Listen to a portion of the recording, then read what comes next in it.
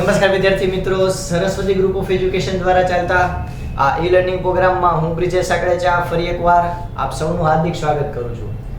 આપણે ધોરણ 12 ની અંદર ફિઝિક્સ વિષયની અંદર ચેપ્ટર નંબર 1 એટલે કે વિદ્યુત ભારો અને વિદ્યુત ક્ષેત્ર એના વિશે આપણે મસ્ત મજાનો અભ્યાસ કરતા હતા કે જેમાં આજે આપણે લેક્ચર નંબર 11 વિશે અભ્યાસ કરશું.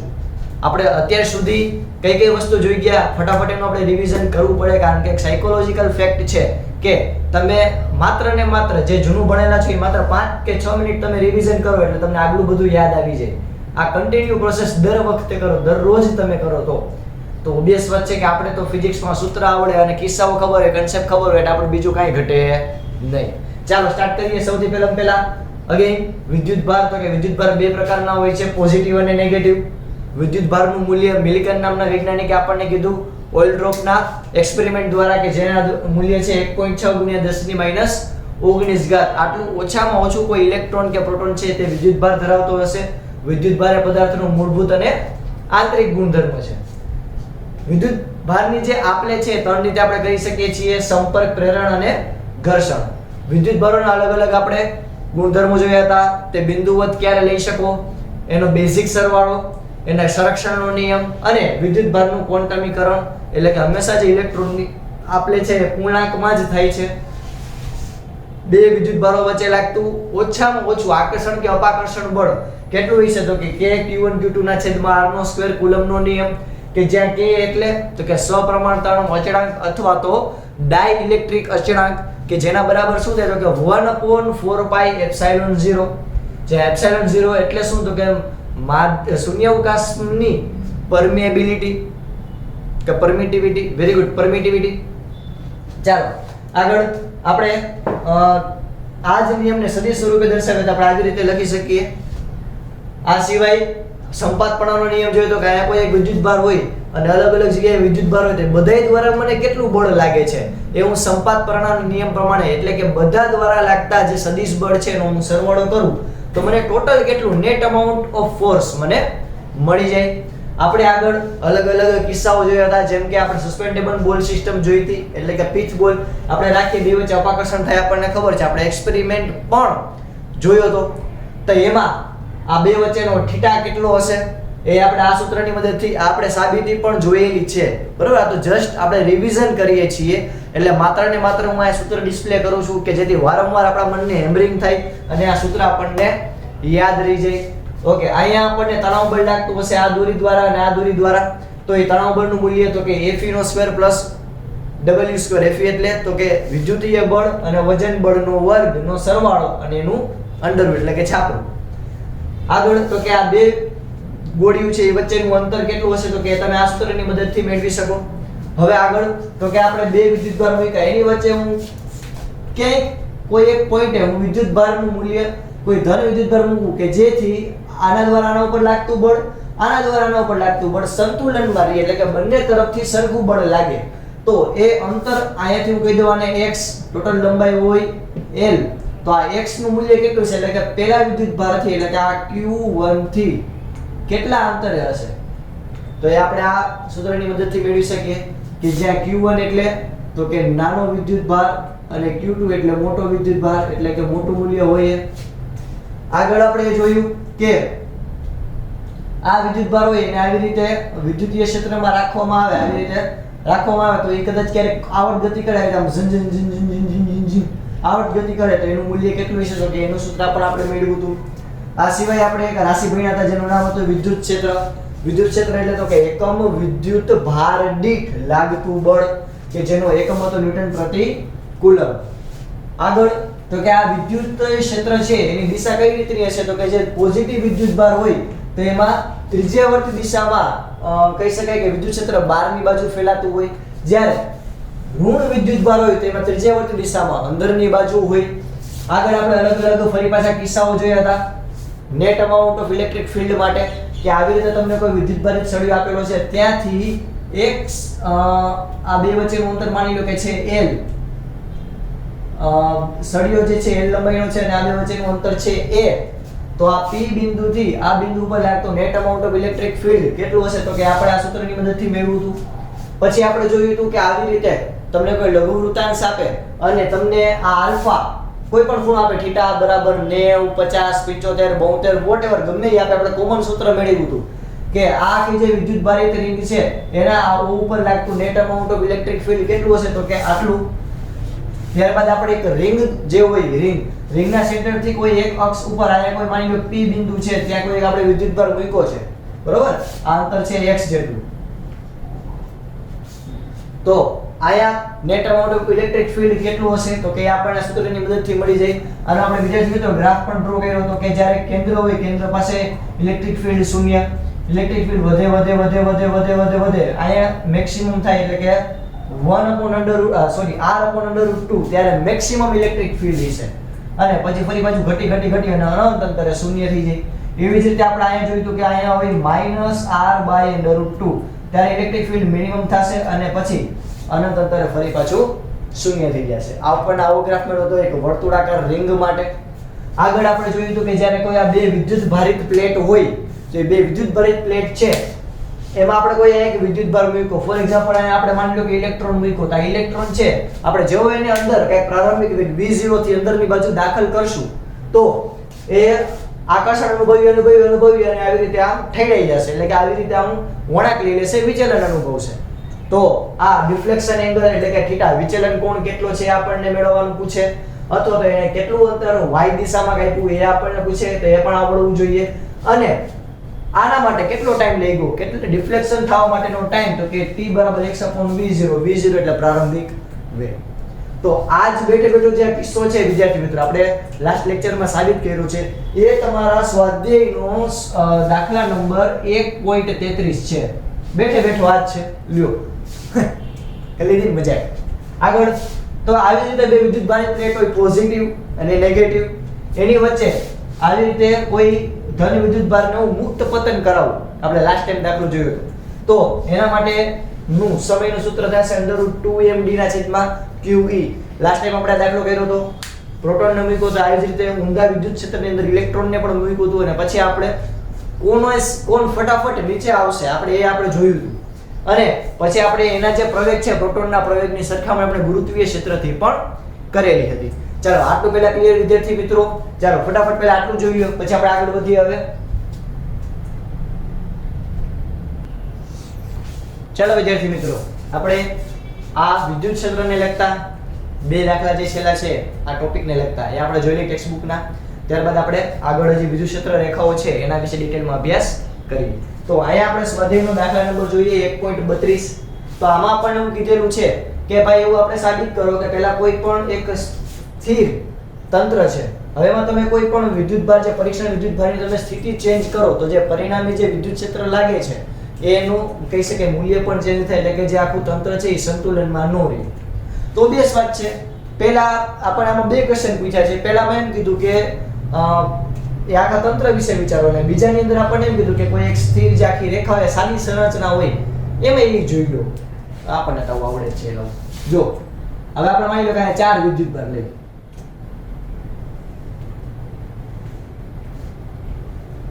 સરખા મૂલ્યના આપણે ચાર વિદ્યુતભાર લીધા.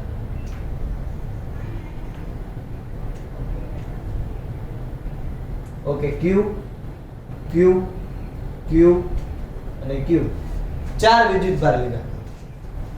હવે ઉદ્દેશ વાત છે આને કહું 1 2 3 અને 4 ચાર વિદ્યુતભાર છે. આ બે દ્વારા લાગતું બળ. હવે અહીંયા આપણે કોઈ પરીક્ષણ વિદ્યુતભાર લેતો Q0 જેને નામ આપ્યું. બધાના કહી શકાય કે વિદ્યુતભાર જેવો છે સંજ્ઞા એ સરખી હોય તો આ આખું તંત્ર છે એ સંતુલનમાં આવી છે. કારણ કે કેન્દ્ર ઉપર આપણે મૂક્યું એટલે આપણને ખબર છે કે આના દ્વારા આના ઉપર લાગતું બળ, આના દ્વારા આના ઉપર લાગતું બળ બે એકબીજાની અસર નાબૂદ કરશે. આના દ્વારા આના ઉપર લાગતું બળ અને આના દ્વારા આના ઉપર લાગતું બળ એકબીજાની અસર નાબૂદ કરશે. પણ હવે ટ્વિસ્ટ ક્યાં આવશે? એટલે આપણે આમ સંજ્ઞા દોરીએ તો આપણે કહી શકીએ કે આ બે એકબીજા દ્વારા જે લાગતું બળ છે એ એકબીજાની અસર શું કરશે? નાબૂદ કરશે. એટલે કે આમાં તંત્ર સંતુલનમાં હશે. હવે આ જે Q0 છે આને હું અહીંયાથી અહીંયા લઈ જાઉં Q0. હવે આ Q0 નથી એટલે કે આપણો જે પરીક્ષણ વિદ્યુતભાર અહીંયા નથી અહીંયા છે. હવે તમે વિચારો જોઈએ, હવે આ તંત્ર સંતુલનમાં કેવાશે ના, કારણ કે અહીંયા જે બળ લાગે છે એક બળ આ દિશામાં છે, એક બળ આ દિશામાં છે, એક બળ આ દિશામાં, અને સૌથી વધારે મોટું બળ આ દિશામાં છે, કારણ કે એટલે કે સૌથી વધારે વિદ્યુત ક્ષેત્ર આ દિશામાં છે, કારણ કે આ વિદ્યુતભાર જ્યારે આ બે એક તો સરખા વિદ્યુતભાર છે તો આ બે વચ્ચેનું અંતર ખૂબ ઘટી ગયું, તો અંતર ઘટે આપણને તો ખબર છે કે વિદ્યુત ક્ષેત્ર છે એ અંતરના વર્ગના વ્યસ્ત પ્રમાણમાં છે, તો અંતર ઘટ્યું તો વિદ્યુત ક્ષેત્રનું મૂલ્ય ખૂબ વધી ગયું, તો એટલે આ અતિશય વધારે અપાકર્ષણ બળ અનુભવ છે, એટલે કે આ જે અહીંયા તમે કોઈ પણ પરીક્ષણ વિદ્યુતભારને અહીંયાથી ઉપાડીને અહીંયા રાખો તો ઓબવિયસ વાત છે કે સંતુલનમાં રહે નહીં, ઓબવિયસ વાત છે. આવા તો MCQ માં નો પૂછે દાખલા. બીજું એટલે કે આ તું પહેલો અને આ તું બીજું કિસ્સો, આમાં આપણને એમ જ કીધું છે પણ આપણે આ સાદી સંરચના ધ્યાનમાં લેવાની, એટલે માની લો કે આપણે આવી રીતે સાદી સંરચના આને કહેવાય, અહીંયા પ્લસ q, અહીંયા પ્લસ q. હવે આ બેની વચ્ચે અહીંયા કંઈક માની લો કે મેં માઈનસ q મૂકેલો છે, કોઈ એક એવા બિંદુ એ કે જેથી આના દ્વારા આના ઉપર લાગતું બળ અને આના દ્વારા આના ઉપર લાગતું બળ, ફોર એક્ઝામ્પલ આને કહું F1 આને કહું F2, તો F1 બરાબર F2 છે, એટલે કે આના દ્વારા આના ઉપર લાગતું બળ અને આના દ્વારા આના ઉપર લાગતું બળ બે કેવા છે? એક સરખા. તો ઓબવિયસ વાત છે કે તંત્ર આખું સંતુલનમાં. હવે તો કે આની હું પોઝિશન ચેન્જ કરું, આને હું અહીંયાથી ઢેડી અને અહીંયા લઈ જાઉં, તો ઓબવિયસ વાત છે કે અહીંયા લઈ જાઉં તો આ અંતર ઘટ્યું, તો આ અંતર ઘટ્યું તો આના દ્વારા આના ઉપર લાગતું બળ અને આના દ્વારા આના ઉપર લાગતું બળ ઓબવિયસ વાત છે ચેન્જ થશે, એટલે અહીંયા તમે ચોખ્ખું જોઈ શકશો કે F1 છે એ ઓછું લાગશે F2, કારણ કે અહીંયા જો અંતર ખૂબ ઘટી ગયું, અંતર ઘટે તો વિદ્યુત ક્ષેત્રનું મૂલ્ય વધે અથવા તો અંતર ઘટે તો બળનું મૂલ્ય પણ વધે. એટલે જ્યારે તમે આને અહીંયાથી અહીંયા લઈ જાશો, અહીંયાથી અહીંયા લઈ જાશો તો આ વેગ દ્વારા જે બળનું મૂલ્ય વધી જશે, આને પોતાની તરફ જમણી તરફ આકર્ષવાની પૂરેપૂરી ટ્રાય કરશે, જેથી આ આખું આપણે કહી શકીએ કે સિસ્ટમ છે સંતુલનમાં નથી. ચાલો જોઈ લઈએ બધા ફટાફટ. ચાલો આગળ આપણે જોઈએ સ્વાધ્યાયનો દાખલા નંબર 1.34. જોઈએ આપણને એવું કીધેલું છે કે ધારો કે સ્વાધ્યાય 1.33 માનો કણ. હવે સાહેબ 1.33 અરે બોલો દાખલો યાદ કરો, જો આવી રીતે ધન વિદ્યુત ભારિત પ્લેટ હોય, અહીંયા ઋણ વિદ્યુત ભારિત પ્લેટ હોય, એમાં કોઈ ઇલેક્ટ્રોનને દાખલ કરવામાં આવે તો ઇલેક્ટ્રોન છે એ પ્રોટોન બાજુ આકર્ષણ અનુભવશે અને એનું ડિફ્લેક્શન થશે થીટા જેટલું. અહીંયા ઇલેક્ટ્રોનનો પ્રારંભિક વેગ છે v0 અથવા તો vx, કારણ કે x દિશામાં આગળ વધશે, તો આપણે એના માટે એ કેટલું અંતર કાપશે એનું મૂલ્ય આપણે મેળવ્યું હતું. કેટલું અંતર, કેટલું હતું સૂત્ર? તો કે q e l નો સ્ક્વેર છેદમાં 2mv0 નો સ્ક્વેર. બીજી વાત છે. ઓકે, હવે જો અહીંયા આ સૂત્રનો ઉપયોગ આપણે અહીંયા કરવાનો છે, એટલે કે આપણને કીધું છે કે vx એટલે કે આ પ્રારંભિક વેગ, આ x દિશાનો જે વેગ છે vx પ્રારંભિક વેગ એ આપણને આપ્યો છે. vx નું મૂલ્ય આપણને આપેલું છે 2 × 10⁶. આગળ પ્રક્ષેપ કરેલો ઇલેક્ટ્રોન 0.5 સેન્ટીમીટર નું અંતર ધરાવતી પ્લેટો વચ્ચે, એટલે આયા આપણને બે પ્લેટ વચ્ચેનું અંતર આપી દીધેલું છે. બે પ્લેટ વચ્ચેનું અંતર એટલે કે d. આપણને મૂલ્ય આપ્યું છે એનું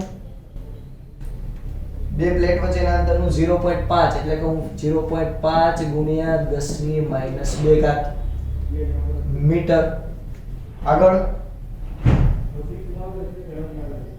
વિદ્યુત ક્ષેત્રનું મૂલ્ય આપણને E આપી દીધેલું છે.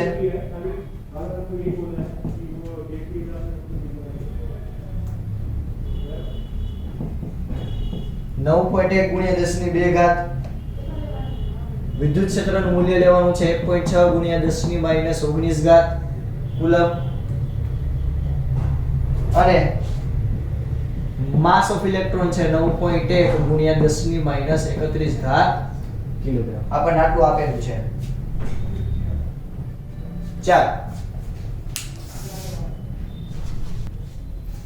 ચાલો આપણને અહીંયા આપણા ઢંગ મુજબ આપણે આ સૂત્ર એટલે કે આપણે જે સાબિત કર્યું તે પ્રમાણે રાખેલું છે.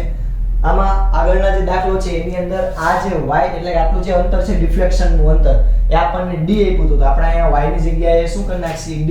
આપણે સૂત્ર મૂકીએ. સૂત્ર શું છે તો કે d QEL નો સ્ક્વેર ના છેદમાં 2mv0 નો સ્ક્વેર અથવા તો vx નો સ્ક્વેર, કારણ કે પ્રારંભિક વેગ vx છે, x દિશામાં આગળ જાય છે એટલે.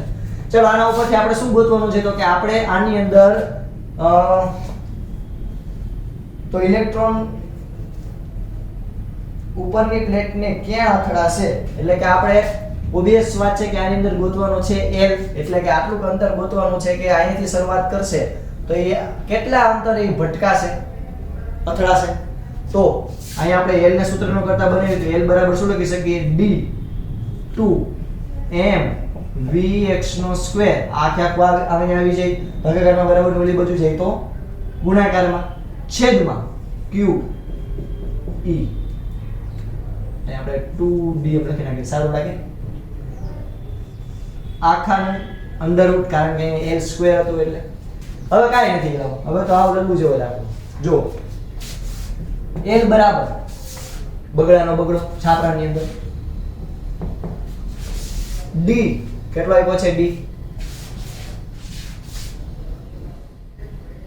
0.5 ગુણ્યા 10 ની માઈનસ 2 ઘાત m ઇલેક્ટ્રોનનું દળ 9.1 ગુણ્યા 10 ની માઈનસ 31 ઘાત vx નો સ્ક્વેર એટલે કે 4 ગુણ્યા 10 ની 12 ઘાત. ડાયરેક્ટ લખી નાખો એ લાવ.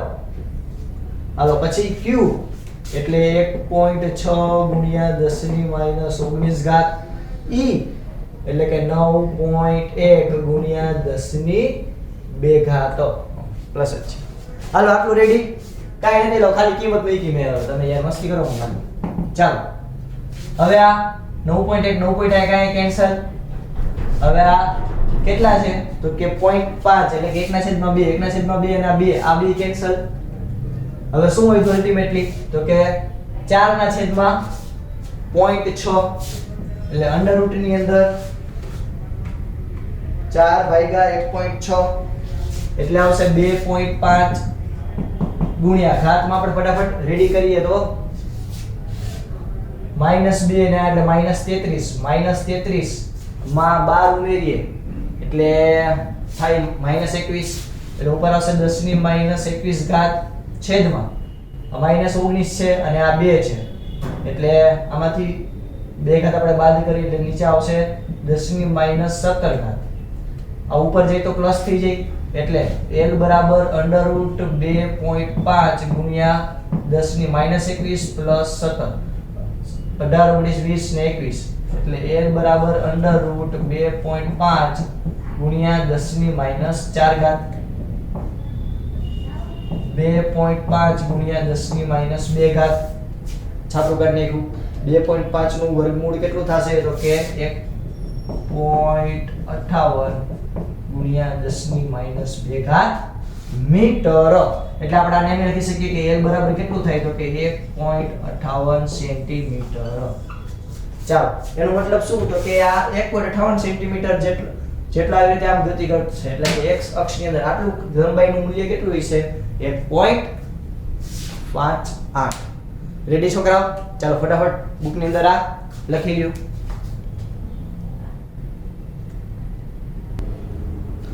ચાલો વિદ્યાર્થી મિત્રો હવે આપણે જોઈએ ત્યાર પછીનો ટોપિક કે જેનું નામ છે વિદ્યુત ક્ષેત્ર રેખાઓ. ઉદ્દેશ વાત છે કે વિદ્યુત ક્ષેત્ર રચાય તેને કારણે વિદ્યુત ક્ષેત્ર રેખાઓ જે છે બરોબર એ પણ આપણે દોરીએ અને આપણે પહેલા પણ થોડી દોરેલી છે, બેઝિક તમને આઈડિયા છે જ. તો અહીંયા વિદ્યુત ક્ષેત્ર રેખાઓ આપણે કોને કહી શકીએ તો કે વિદ્યુત ભાર કે વિદ્યુત ભારિત તંત્ર વડે ઉદ્ભવતા વિદ્યુત ક્ષેત્રનું ચિત્રાત્મક સ્વરૂપ એટલે કે એની આસપાસ જે વિદ્યુત ક્ષેત્ર કેવી રીતે ફેલાયેલું હોય છે એનો આપણે જે ચિત્ર દોરીએ એનો આપણે અંદાજો લગાડીએ તો એને આપણે શું કહીએ વિદ્યુત ક્ષેત્ર રેખાઓ. વિદ્યુત ક્ષેત્ર રેખાઓ હજી એકવાર, વિદ્યુત ભાર કે વિદ્યુત ભારિત તંત્ર વડે ઉદ્ભવતા વિદ્યુત ક્ષેત્રનું ચિત્રાત્મક સ્વરૂપ એટલે વિદ્યુત ક્ષેત્ર રેખાઓ. ફોર એક્ઝામ્પલ, અહીંયા કોઈ એક હું ધન વિદ્યુત ભાર દોરું છું. આ ધન વિદ્યુત ભાર જે છે એનું વિદ્યુત ક્ષેત્ર મારે ગોતવું હોય તો કઈ રીતે ગોતવું વિદ્યુત ક્ષેત્ર? કે આનું વિદ્યુત ક્ષેત્ર કઈ દિશામાં આવી છે મને કેમ ખબર પડશે? તો એ હું જ્યારે ચિત્ર દોરવાની ટ્રાય કરું, એ હું જ્યારે ચિત્ર દોરું તો એને કહેવાય ચિત્રાત્મક સ્વરૂપ. એટલે વિદ્યુત ભાર કે વિદ્યુત ભારિત તંત્ર વડે ઉદ્ભવતા જે વિદ્યુત ક્ષેત્ર જે છે એનું ચિત્રાત્મક સ્વરૂપ દોરવું, એની હું આકૃતિ દોરું તો એનું શું કહીશ? વિદ્યુત ક્ષેત્ર રેખાઓ. Q ની આસપાસના વિસ્તારની અંદર વિદ્યુત ક્ષેત્રની દિશામાં સદિશો દોરવાથી આ Q ની આસપાસના વિસ્તારની અંદર વિદ્યુત ક્ષેત્ર જે છે બરાબર એની દિશામાં, માની લો કે આપણને ખબર છે કે Q હોય તો ત્રીજી બાજુ દિશામાં બહારની બાજુ જતું હોય, ધન વિદ્યુત ભાર હોય તો બહારની બાજુ જતું હોય એવું હું કોઈ એક આયા વિદ્યુત ક્ષેત્રની દિશામાં સદિશ દોરું તો મને વિદ્યુત ક્ષેત્ર રેખાઓ મળે. અને એ એની તીવ્રતા મુજબ આપણે એને બદલવું પડે. એટલે કે શરૂઆતમાં કહી શકાય કે એકદમ આ વિદ્યુત ભારની નજીક વિદ્યુત ક્ષેત્ર એકદમ પ્રબળ છે. તો ત્યાં જો મેં આ જે લાઈન છે, આ જે તીરવાળી જે આખી લાઈન છે એ મેં મોટી દોરેલી છે. હવે આપણને ખબર છે કે E બરાબર kq/r², એટલે કે r ઘટે, સોરી r વધશે, ત્રિજ્યા અહીંયાથી આમ વધશે, અંતર વધશે તો વિદ્યુત ક્ષેત્રનું મૂલ્ય પણ સારા એવા પ્રમાણમાં ઘટશે, કારણ કે વર્ગના વ્યસ્ત પ્રમાણમાં છે. તો પછી આપણે આવી રીતે આની સાઈઝ જે છે એ થોડી ઘટાડતી જવાની. જો આના કરતા આ નાનું હોય છે, એના કરતા આ નાનું હોય છે, એવી જ રીતે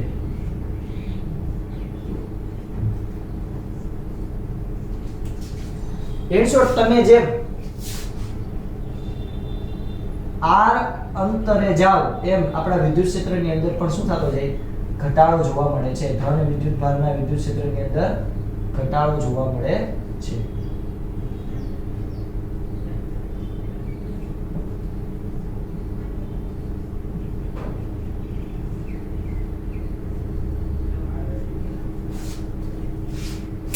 તો r ની એકદમ નજીકના વિસ્તારની અંદર વિદ્યુત ક્ષેત્ર પ્રબળ છે. તમે જેમ દૂર r અંતરે જતા જશો ધીરે ધીરે r વધતો જશે, ત્રિજ્યા વધતી જશે, તો આયા વિદ્યુત ક્ષેત્રનું મૂલ્ય ધીરે ધીરે ઘટતું જશે. આકૃતિમાં તીરના અગ્રભાગને, એટલે કે આ તીરનો જે આ ઉપલો ભાગ છે આને અગ્રભાગ કહેવાય. આ તીર હોય તીર તો એનો આને અગ્રભાગ કહેવાય, આને પછવો ભાગ કહેવાય. તો તીરનો જે અગ્રભાગ છે એ વિદ્યુત ક્ષેત્ર કઈ દિશામાં, વિદ્યુત ક્ષેત્રને કારણે જે બળ લાગે છે એ કઈ દિશામાં લાગશે એ દર્શાવે છે. Q ની નજીક E નું મૂલ્ય વધુ, આ Q ની નજીક આ E નું મૂલ્ય વધારે હોવાથી, એટલે કે આ વિદ્યુત ક્ષેત્રનું મૂલ્ય આ વિદ્યુત ભારની એકદમ નજીક હોવાથી ત્યાં ક્ષેત્ર રેખાઓ કેવી હોય? એકદમ ગીચોગીચ. એટલે તમે અહીંયા જુઓ તો ક્ષેત્ર રેખાઓ વચ્ચેનું અંતર ઓછું છે. જો બે ગીચોગીચ આવેલી છે. જ્યારે દૂરના વિસ્તારમાં જાઓ તો વિદ્યુત ક્ષેત્રનું મૂલ્ય કેવું થઈ જાય? ઓછું થઈ જાય. જેમ કે આ તમે કમ્પેર કરો આ અંતર અને આ અંતર, તો બે સ્વાદ છે કઈ અંતર વધ્યું બે ક્ષેત્ર રેખાઓ વચ્ચેનું પણ. એટલે કે તમે જેમ અહીં નજીક એટલે કે વિદ્યુત ભારની નજીક વિદ્યુત ક્ષેત્ર પ્રબળ હોવાથી ત્યાં ક્ષેત્ર રેખાઓ પણ ગીચ રીતે જોડાયેલી છે, જ્યારે દૂરના વિસ્તારની અંદર ક્ષેત્ર રેખાઓ થોડીક દૂર દૂર હશે. આ ચુંબકીય ક્ષેત્ર જેવું જ છે. આપણે 10મા મહિનાની અંદર તમે ભણી ગયા ચુંબકીય ક્ષેત્ર હોય તો નજીકના વિસ્તારમાં એકદમ પ્રબળ હશે.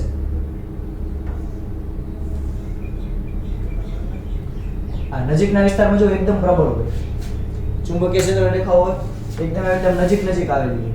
જ્યારે તમે આ દૂરના વિસ્તારમાં જુઓ તો આ બધી ચુંબકીય ક્ષેત્ર રેખાઓ દૂર આવેલી હોય.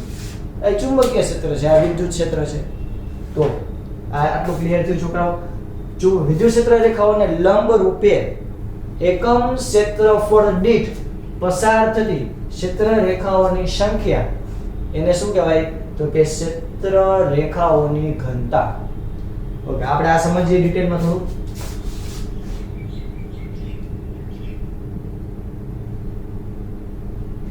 તો અહીંયા કઈ એક બિંદુવત વિદ્યુત ભાર લઉં છું કે જેનું નામ છે, કઈ નામ નથી, એટલો નાનો વિદ્યુત ભાર લઉં છું. તો વિદ્યુત ક્ષેત્ર રેખાઓને લંબ રૂપે એકમ ક્ષેત્રફળ દીઠ પસાર થતી ક્ષેત્ર રેખાઓની જે સંખ્યા છે એને કહેવાય ક્ષેત્ર રેખાઓની ઘનતા. એટલે અહીંયાથી માની લો કે જો ક્ષેત્ર રેખા આવી રીતે આમ દૂર દૂર સુધી આવી રીતે આમ વિસ્તરતી જતી હશે.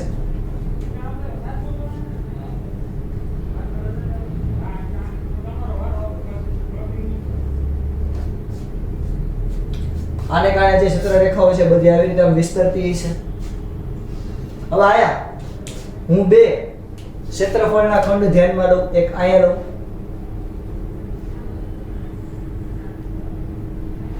વર્તુળાકાર જે સારું 3 ડાયમેન્શન વિચારો, અને એક હું અહીંયા ધ્યાનમાં લઉં.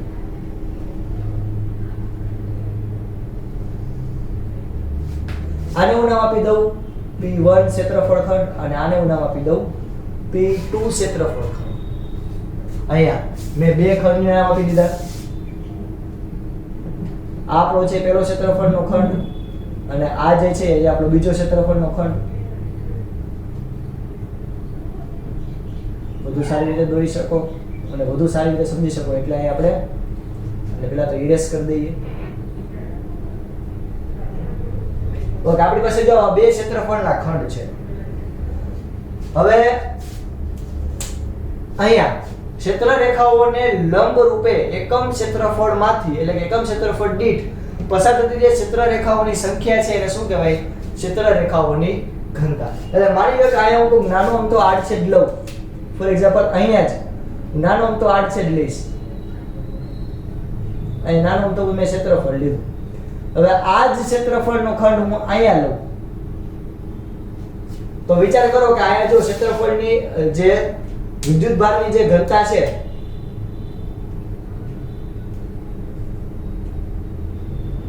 તો અહીંયા જો તમે ત્રણ ક્ષેત્ર રેખાઓ પસાર થાય છે. આપણા જ એક્ઝામ્પલની અંદર આપણે ચર્ચા કરીએ તો ત્રણ ક્ષેત્ર રેખાઓ જે છે એ પસાર થાય છે. બરોબર? ત્રણ ક્ષેત્ર રેખાઓ પસાર થાય છે અહીંયા. આને હું કહી દઉં R અને આને હું કહી દઉં S. તો આ S માં જો માત્ર ને માત્ર એક ક્ષેત્ર રેખા પસાર થાય છે. તો અહીંયા મેં એકમ જો વિદ્યુત ક્ષેત્ર રેખાઓને લંબ રૂપે લંબ રૂપે એક હું ક્ષેત્રફળ લઉં તો એમાં પસાર થતી જે ક્ષેત્ર રેખાઓની સંખ્યા છે આ એકમ ક્ષેત્રફળ દીઠ જે ક્ષેત્ર રેખાઓ પસાર થાય એ જો વધારે હોય તો એ ક્ષેત્ર રેખાની ઘનતા છે એ વધારે, ઓછી હોય તો ઓછી. એટલે કે હું માની લો કે કોઈ આડછેદ લઉં તો એ આડછેદમાંથી હું આવી રીતે કોઈ આડછેદ લીધો તે આડછેદમાંથી માની લો કે એને લંબ રૂપે ત્રણ ક્ષેત્ર રેખાઓ પસાર થાય ને બીજો આડછેદ તેમાંથી માત્ર ને માત્ર એક ક્ષેત્ર રેખા પસાર થાય તો બેમાંથી કેવી ક્ષેત્ર રેખાની ઘનતા વધારે? તો કે આની. કારણ કે આ બેનું ક્ષેત્રફળ તો સરખું જ છે પણ આમાંથી ક્ષેત્ર રેખાઓ વધારે પસાર થાય એટલે કે આનું વિદ્યુત ક્ષેત્ર વધારે છે એટલે કે આની ક્ષેત્ર રેખાની ઘનતા વધારે છે. જ્યારે આમાં ક્ષેત્રફળ આના જેટલું જ છે પણ એમાંથી એક જ ક્ષેત્ર રેખા પસાર થાય એટલે આના કરતા આનું વિદ્યુત ક્ષેત્ર નબળું હશે. આની ક્ષેત્ર રેખાઓની ઘનતા પણ ઓછી છે. આ આકૃતિને મેં ખાલી અહીંયા જસ્ટ સમજાવેલી છે. ચાલો હવે આપણે આ જ આકૃતિ માટે એવું વિચારીએ કે અહીંયા પહેલા તો અહીંયાથી અહીંયા સુધીનું અંતર છે એને હું કહી દઉં R1 જે કેટલું છે તો કે આને આપણે O કહી દઈએ તો O થી P1 સુધીનો ગાળો આનું આ બિંદુને કીધું P1. એવી જ રીતે અહીંયાથી આ બિંદુ સુધીનું એટલે કે આનું જે કેન્દ્ર છે એને આપણે કહીએ P2 તો આ જે અંતર છે એ અંતરને હું કહી દઉં R2. તો R2 બરાબર શું થાય? OP2 O થી P2 સુધીનું અંતર. ચલો આપણે પહેલા આટલું લીધું. હવે આપણને ખબર છે કે સમતલ કોણ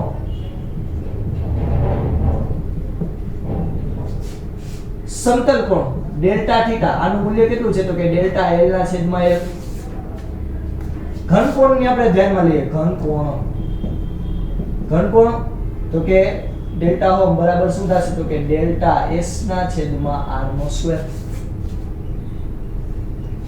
હવે અહીંયા આપણી પાસે જો આ ઘનકોણ જે છે આપણે માપવા બેસે ઘનકોણનું મૂલ્ય તો સરખું જ છે. હવે ડેલ્ટા S છે એટલે કે ક્ષેત્રફળનો ખંડ. આ પણ એક ક્ષેત્રફળનો ખંડ છે, આ પણ એક ક્ષેત્રફળનો ખંડ છે. તો પહેલા ક્ષેત્રફળનો ખંડ છે એને હું નામ કહી દઉં ડેલ્ટા S1. તો ડેલ્ટા S1 બરાબર શું લખી શકું? ડેલ્ટા O into R1 નો સ્ક્વેર. બીજા ક્ષેત્રફળનો ખંડ માટે શું લખી શકું? ડેલ્ટા S2 બરાબર ડેલ્ટા O એટલે કે પેલો ઘનકોણ અને ગુણાકારમાં R2 નો સ્ક્વેર. હવે અહીંયા એકમ ક્ષેત્રફળ દીઠ જે વિદ્યુત ક્ષેત્ર રેખાઓ છે એને આપણે શું કહેતા હતા? વિદ્યુત રેખીય ઘનતા. વિદ્યુત ક્ષેત્રની રેખીય ઘનતા.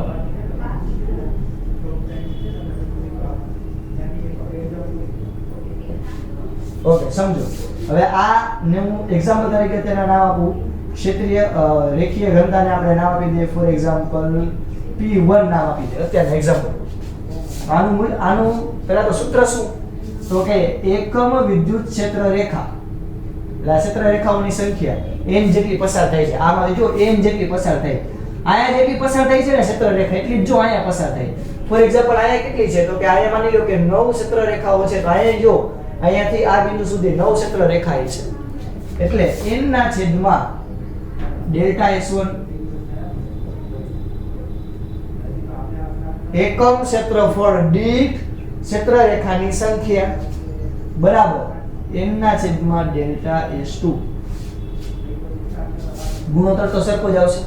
ચાલો, તો આના ઉપરથી આપણે કહી દઈએ આ p કીધું હતું ને, p n ડેલ્ટા S1 એટલે ડેલ્ટા ઓહમ R1 નો સ્ક્વેર બરાબર શું થાય?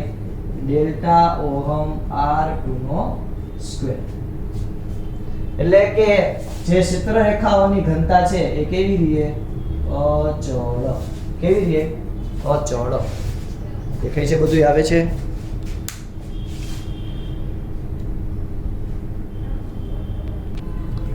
ઓકે, હવે વાંધો નહીં આવે. તો આનું મૂલ્ય કેવું હશે? અચળ. એ જ આપણે કહેવાનું છે. એન શોધ ભાઈ, તમે હાવ કોમન ભાષામાં સમજો ને તો આયાનું ક્ષેત્રફળ ખંડોરૂપ એમાં જે ક્ષેત્ર રેખા હોય છે અને આયા ખંડોરૂપ એમાં એકલી જ હશે. ક્ષેત્ર રેખા તો બદલાશે ને, આયા ઓછી નહીં થાય. હા, હું નાના નાના ક્ષેત્રફળના ખંડ લઈશ, જેમ કે આ તો આપણે જોયું હતું કે આમાંથી 3 પસાર થાય, પણ આમાં 2 ક્ષેત્ર રેખા વચ્ચેનું અંતર વધી ગયું, તો અહીંયા માત્ર એક જ પસાર થશે. એટલે કે અહીંયા નિર્બળ વિદ્યુત ક્ષેત્ર દેખાડે છે. આ શું દેખાડે છે? તો કે નિર્બળ વિદ્યુત ક્ષેત્ર દેખાડે છે કે નિર્બળ E. જ્યારે આ ખંડ શું દેખાડે છે? પ્રબળ E. તો અહીંયા આપણે એવું કહી શકીએ કે વિદ્યુત ભારને ઘેરતા ક્ષેત્રફળમાંથી પસાર થતી ક્ષેત્ર રેખાની સંખ્યા વિદ્યુત ભારથી ક્ષેત્રફળનું અંતર ગમે એટલું હોય પણ એનું મૂલ્ય કેવું છે? અચળ. એટલે કે અહીંયા વિદ્યુત ભારને કોઈ પણ તમે ક્ષેત્રફળ ઘેરો છો, અહીંયા ક્ષેત્રફળ ઘેરાણું, અહીંયા ક્ષેત્રફળ આપણે ઘેર્યું, આને P1 ક્ષેત્રફળનો ખંડ કીધો, આને P2 ક્ષેત્રફળનો ખંડ કીધો. એમાંથી પસાર થતી ક્ષેત્ર રેખાઓની સંખ્યા આમાં માની લો 9 છે, આમાંય 9 જ છે. વિદ્યુત ભારથી ક્ષેત્રફળનું અંતર ગમે એટલું હોય, આટલું રાખો, એટલે કે R1 બરાબર લ્યો, R2 લ્યો, ગમે એટલું લ્યો, બરોબર, પણ એનું મૂલ્ય કેવું છે? અચળ. આટલું પહેલા ક્લિયર બધાયને? ડન. ચાલો ફટાફટ પહેલા આટલું જોઈ લો, પછી આપણે આગળ વધીએ. આટલું લખી લ્યો.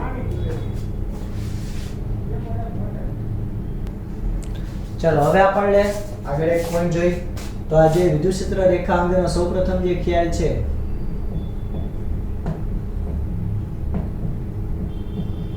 એ આપણને ફેરાડે આપેલો હતો. આપણને એમસીક્યુ ની અંદર પૂછે તો થોડું ધ્યાન રાખવું. હવે આપણે પહેલા તો ધન વિદ્યુત ભાર જે છે એના દ્વારા જે ક્ષેત્ર રેખાઓ છે કઈ રીતની હશે? ઋણ વિદ્યુત ભાર દ્વારા જે ક્ષેત્ર રેખાઓ છે એ કઈ રીતની હશે? તો ધન વિદ્યુત ભાર હોય એના દ્વારા જે ક્ષેત્ર રેખાઓ છે ત્રિજ્યાવર્તી દિશામાં બહારની બાજુ જતી હોય છે. આ બધું 3 ડાયમેન્શનમાં હોય, પણ આપણે સમજવા માટે 2D માં લઈએ છીએ. આ ભાઈ ઋણ હોય તો એ અંદરની બાજુ ત્રિજ્યાવર્તી દિશામાં અંદરની બાજુ આવતી હોય છે. હવે જ્યારે આપણે બે ધન વિદ્યુત ભારને ભેગા કરીએ તો શું થાય? ફોર એક્ઝામ્પલ અહીંયા હું એક ધન વિદ્યુત ભાર લઉં અને બીજો જ અહીંયા હું એક ધન વિદ્યુત ભાર લઉં, તો આઈડિયલી આની કન્ડિશન આવી કંઈક હોવી જોઈએ.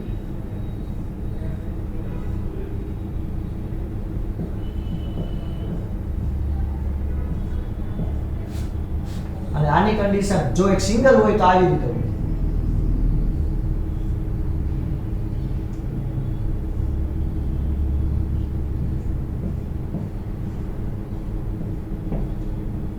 પણ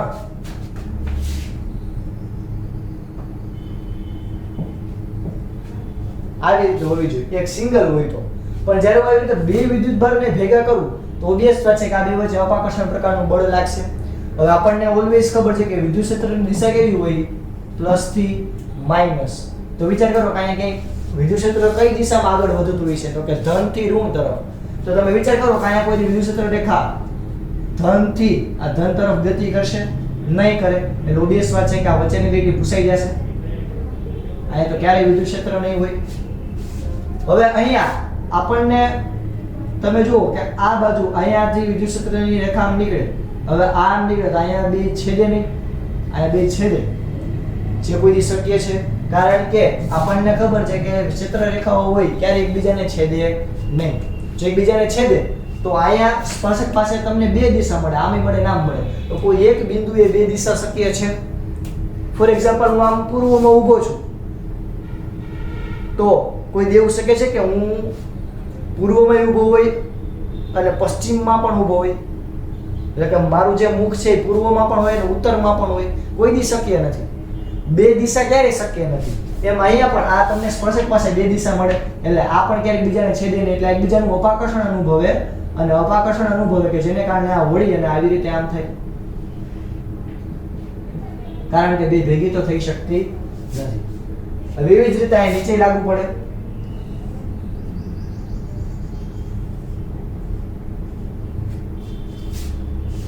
હવે આને કારણે હવે આ જે એક ક્ષેત્ર રેખા મેં આવી રીતે છૂટી છૂટી દોરી, પણ હકીકતની અંદર બધી ક્ષેત્ર રેખાઓ એકબીજાને અપાકર્ષે, કારણ કે આ પણ ધન છે અને આ પણ ધન છે, કે જેને કારણે આપણને અલ્ટિમેટલી કહી શકાય કે આની રીતની રચના જોવા મળે. આ બેઝિક રચના છે આની રીતે. હવે આને આપણે સિમ્પલ અને મોડિફાઈ કરીએ મસ્ત મજાનું, તો બે ધન વિદ્યુત ભારો વચ્ચેના જે વિદ્યુત ક્ષેત્રની જે દિશા છે આપણને આવી રીતે મળશે.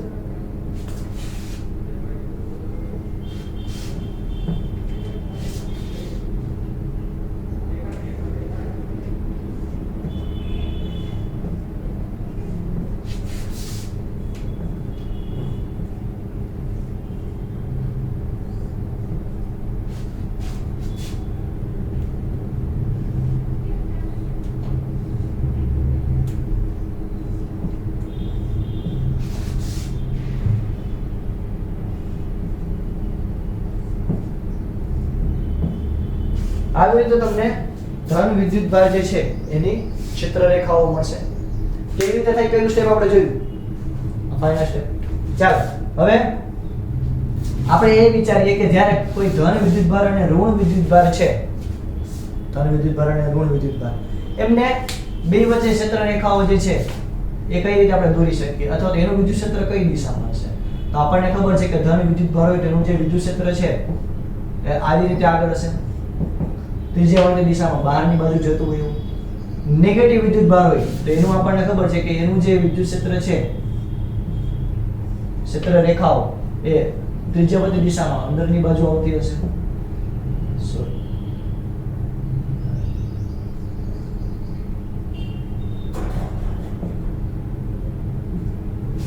ઓકે, ચાલો હવે તમે વિચાર કરો છો આમાં શું થઈ શકે. ઓબ્વિયસ છે વિદ્યુત ક્ષેત્રનું મૂલ્ય કેવું હોય, ધન થી ઋણ તરફ. તો અહીંયા ક્ષેત્ર રેખાઓ ધન થી ઋણ તરફ, આપણે એકબીજાનું આકર્ષણ અનુભવશે.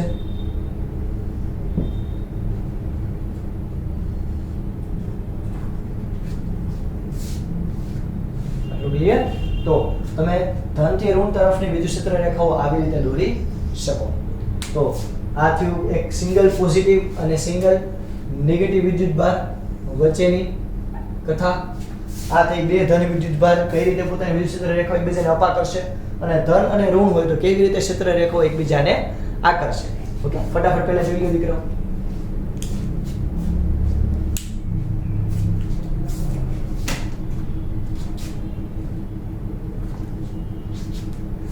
ચાલો ક્લિયર આટલું છોકરાઓ? આજે આપણે અહીં સુધી રાખીએ છોકરાઓ. જય ભારત, જય હિન્દ.